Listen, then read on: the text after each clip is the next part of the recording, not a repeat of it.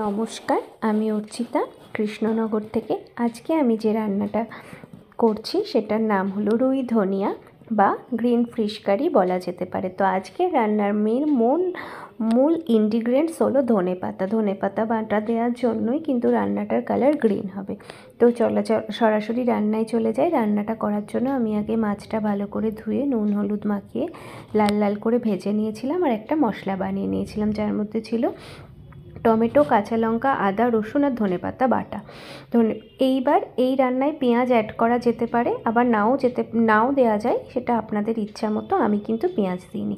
মাছটা ভালো করে ভেজে তুলে নিয়েছি। কড়াইয়ে যে তেলটা ছিল তার মধ্যে আরও একটু তেল দিয়ে তার মধ্যে 5 ফোড়ন আর কাঁচা লঙ্কা চিড়ে যখন একটা স্মেল বেরোবে তখন যে মশলাটা বানিয়ে রেখেছিলাম সেটা দিয়ে দিতে হবে। সে মশলাটা দিয়ে ভালো করে নাড়াচাড়া করে মশলা থেকে যখন তেল ছেড়ে দেবে তখন তার মধ্যে নুন, হলুদ, ধনের গুঁড়ো আর জিরের গুঁড়ো দিয়ে দিতে হবে। দিয়ে ভালো করে কষিয়ে নিয়ে মশলার বাটিটা মশলাটা বানিয়েছিলাম সেই বাটি ধোয়া জল দিয়ে খানিকক্ষণ ঢাকা দিয়ে রাখতে হবে।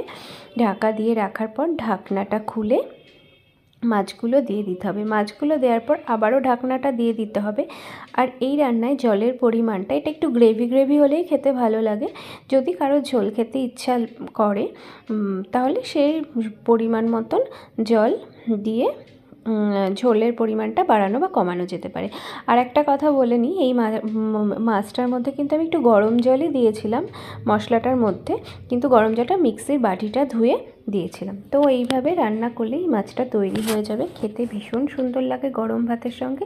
সবাইয়ের কাছে অনুরোধ রাখলো, সবাই একবার এইভাবে মাছটা বানিয়ে খেয়ে আমাকে জানাবেন। সকলে খুব ভালো থাকবেন।